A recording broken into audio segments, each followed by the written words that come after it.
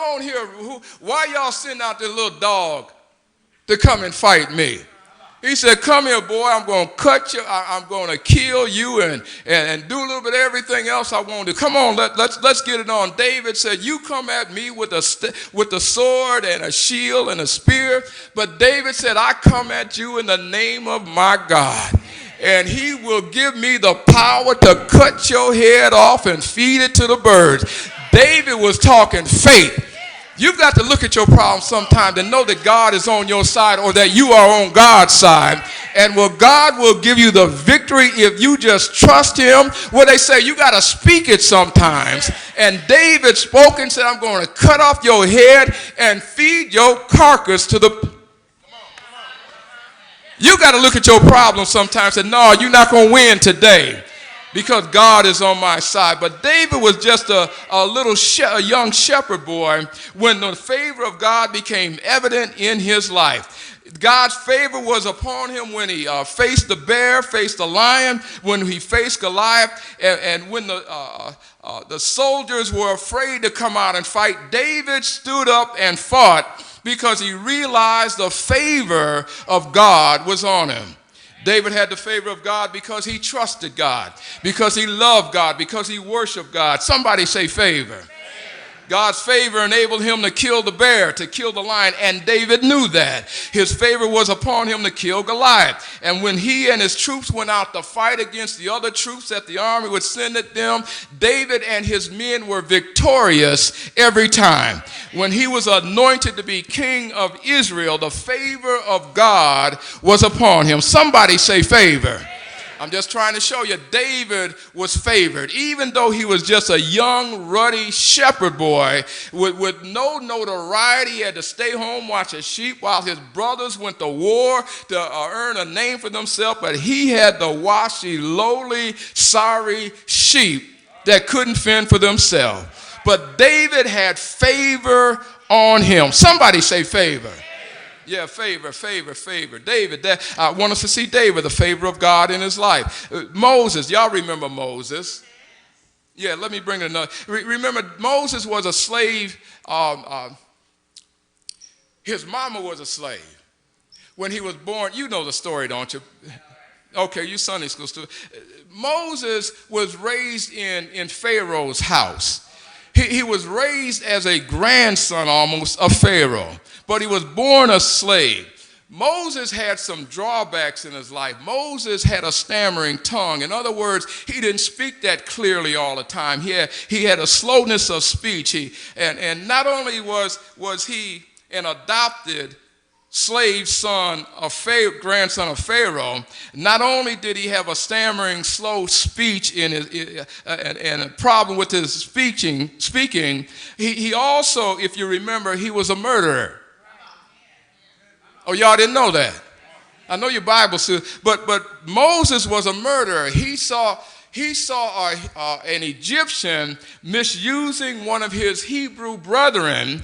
And Moses looked around to see who was looking, and nobody was looking, or so he thought, and he killed the Egyptian that was misusing the Hebrew, one of his brethren. Y'all with me? So David was a murderer. Killed a man in cold blood, killed an Egyptian in cold blood. And thus he had to leave the land. He became a fugitive of justice because Pharaoh put out a hit on him. And he had to flee, and for 40 years he had to stay on the backside of the desert, hiding from the authorities in Jethro's house. With me? Yeah, y'all not going with me today. And it seemed like that would be his lot in life. Tending sheep on the backside of the desert, but a fugitive, hiding, running forever. But God, somebody say but God. God is able to turn things around. Yes, he is. Has he turned anything around for you? But God saw fit to choose Moses, an ex-slave with a speech impediment, with blood on his hands, in a lowly job tending sheep somewhere out in no man's land. He chose Moses to show his favor in him. Somebody say favor. And he spoke to him through a burning bush. I know I'm rehearsing Sunday school stories for you, but he spoke to Moses through a burning bush, and he said, go tell Pharaoh to let people go. Yeah, he was using Moses. He was showing favor to Moses. Even though Moses wasn't the most eloquent speaker, even though Moses was he was a murderer. Even though Moses didn't measure up to what we may think he ought to be, he used Moses and he showed Moses favor. And Moses went and confronted Pharaoh. And when Moses did that, God showed up big on behalf of Moses. And when Pharaoh's Egyptians threw down their rod and they turned into a serpent, God told Moses, throw down your rod. Moses threw down his rod and ate up and became a serpent, and he ate up all the other serpents. He was showing Moses that I'm with you, Moses, and greater is he that is with you than he that is against you. And so for every miracle the Egyptians performed, God enabled Moses to perform superior miracles. God used Moses to bring plagues upon the land of adamant. I know y'all barely allowed me to preach.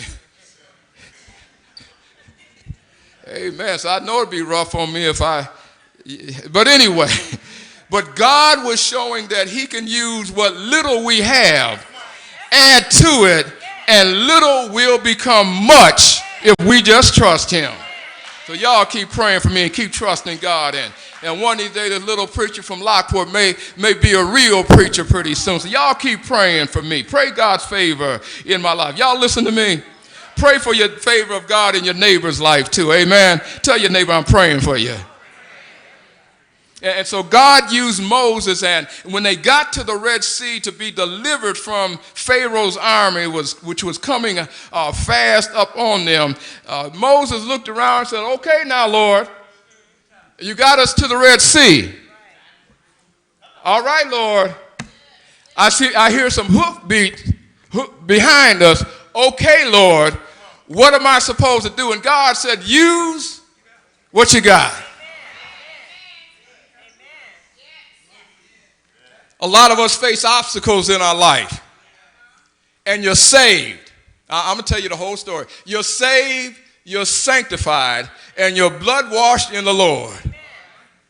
You're his. And sometimes we face obstacles, and because it's an obstacle, a big mountain, a big sea that we look like we can't get through, can't get over, we start to get a little bit anxious. Have you ever been there? Yes. Oh yeah, I've been there. I'm there right now. I'm there. I'm a little bit anxious. Sister Tucker, but I know the Lord will make a way. Somehow y'all don't hear me today. But Moses stood at the Red Sea, Pharaoh's army behind him, the Red Sea blocking his path, and Moses cried out to God, and God said, why are you crying out to me? Use what you got. Moses looked around and said, the only thing I got is this stick in my hand. And he says, stretch out on what you got. And Moses stretched out on what God gave him. The Red Sea opened up, and you know the rest of the story. Israel made it across on dry land. They were delivered because of the leadership and the favor on Moses. Y'all listen to me. They were delivered. Favor. They saw favor that day coming from God through Moses. And may I call on one more witness? I know I talked about David. I talked about Moses, but I'm trying to make a point here. May I bring up Sister Esther? Yeah. In this time and day that we're living in, and where men, we think we're everything, we're a bag of chips and all that. We're supposed to lead everything and run everything. Y'all not hearing me. Yeah, we still do think we should, but and in this day and age, I'm so glad, sister girl, sister lady, sister woman, whoever you are, I'm glad y'all not taking a back seat to anybody. Because just like God anointed the man, oh, y'all don't want to hear it. I know y'all want to go old school and keep the sisters quiet in the church. They not qualified to teach us because we men and they women, and they not anointed enough to do. I know I'm making some of y'all mad, but when God blesses, when God saves, when God anoints, anointing on one is just can do the same thing as anointing on somebody else. God is not looking at gender like we do. God is looking at his child. And I'm going to tell you something. If it takes a female child of God to come lay hands on my forehead and deliver and get me delivered and healed, and we touch and agree, thank you, sister girl. If it takes a man, then thank you, brother. I appreciate that. I don't care how God sends it, who he sends it in, as long as he sends me what I need, male, female, child, ancient, I don't care, as long as God does it. Sometimes in church, we get caught up on who we think we are. I know this may be my last sermon in here. I know the men may hold a meeting after church and say, yeah, we're going to change his locks on his office. Yeah, you got to get in there before you could change them. Amen. But the point I'm making is, let me talk about Sister Esther for a minute. Is that all right? Because I believe that God still anoints women. I believe that God still anoints women just as much or maybe even more so than he anoints men. Oh, yeah, okay. Deacons, I'm not talking about y'all. Y'all not supposed to be hearing this right now, Deacon. I'm talking about these other men in the house. You got me. I believe that God is a fair God. I know some preach that he doesn't use women for certain things. I'm like the man that was starved and didn't have anything to eat. And I prayed that God would send me something. I don't care who brings it.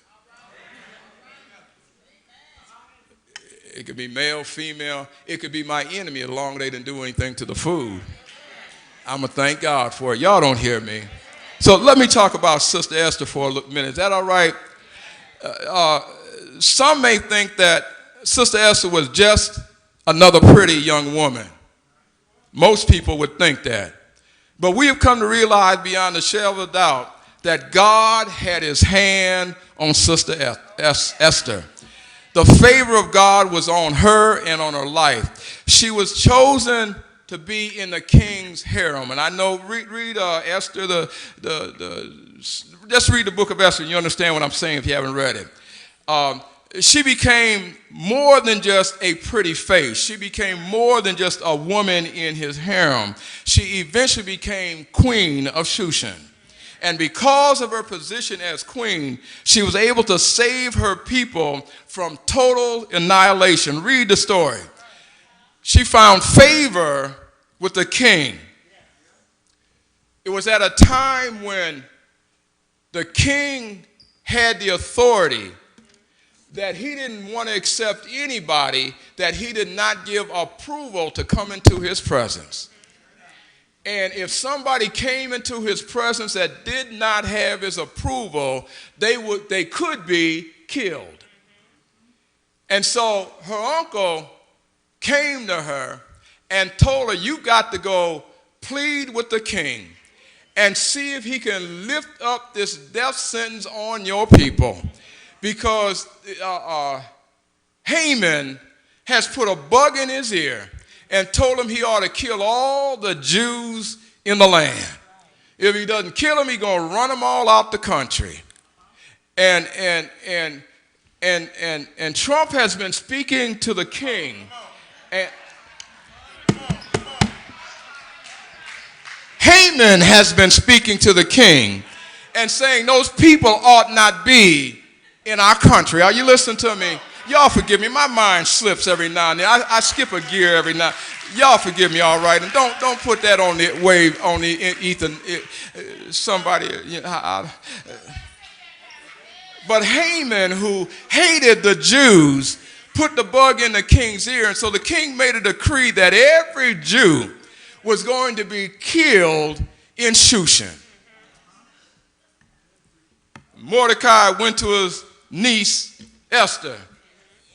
And he said, Esther, baby girl, things are tight. There's a death sentence on all the Jews. And I know you here in the palace. And you living large. You living nice and easy. But when they come to kill the Jews, guess who's going down with the rest of the Jews? Baby girl, you Jewish too, and they're going to get you too. So you may think you can escape it, but you're not going to escape it. What you need to do is go change the mind of the king. Y'all with me? And so Esther said, well, it's not time for me to go to the king. If I go to the entryway of his throne room and he sees me and I come in there and he rejects me, he'll have me killed. And her uncle said, okay, it's going to be either by the king or by the death sentence that have been put on all of us one way or another. You got to go in there, girl, because if you don't, all of us are going to die. And so she stepped into the entryway of the door, and the king saw her, and if the king did not hold out his scepter, that means the person would be killed. And so she stepped up, and he saw Esther, and obviously he liked Esther. Esther must have been one of his favorites. He looked at Esther girl and held out the scepter. And she came on in and she said, King, you got to change that decree and save my people. And sure enough, the king changed the decree, and Mordecai ended up being hung and killed. And so, who did I say? Haman? Mordecai was the uncle. I'm glad y'all listen. I did that on purpose. I'm glad you listened, Sister Peggy. And so Haman was hung and not the Jews. And I rehearsed those three examples. David, who was just a shepherd boy, no real notoriety. He was the last of his son, of his brethren, the youngest, and he had a little lowly job being a shepherd. Moses being so-called slow of speech and not able to speak properly, and all that other stuff. But anyway, they were used. And then we see Esther. Esther, a pretty face, but a person that was used of God to save her people. David, a ruddy shepherd boy. David, who killed a bear and a lion, killed a giant, who was eventually anointed to be king over his brethren. Favor. A fugitive who committed a murder named Moses, called of God, confronted Pharaoh, delivered his people from bondage, led them through the Red Sea, led them through the wilderness, led them through the promised land, who was written off by his own brother and sister, but favored of God. Somebody say favor. Esther, favored by almost everyone she came across, came in contact with, favored by the king, became queen. Most of all, favored by God, favored to save her people from annihilation. Esther, somebody say favor. If you really look at these people, there was nothing really all that great about them, but they still received favor of the Lord. I lifted up these three people because they could be ordinary people just like you and me, but they had favor in their life. And you need to realize you have God's favor in your life. And that's what, let's go back to the story of the workers. The workers at the beginning of the message told the landowner in this parable, he was not fair, he was not right to bless the last like he blessed the first. They said, Mr. Landowner, your favor is not fair. You are paying them the same wages as us, and we got here early in the day, but they came later, and they're getting the same wages that we're getting. That's not fair. They don't deserve it. Your favor to them is not fair. And believe it or not, you have folk in the church that are judging whether or not the favor that somebody else received is fair. Yeah, I know I'm right. They're jealous of the blessing that somebody else in their row, in the church, wherever it may be, has received, and they didn't receive the same blessing. But I found out what blessing somebody else receives. If somebody else receives a blessing and you know about it, the way to receive favor, come on somebody, is to shout and have a party, have a good time with them, celebrate the favor in their life, and somehow God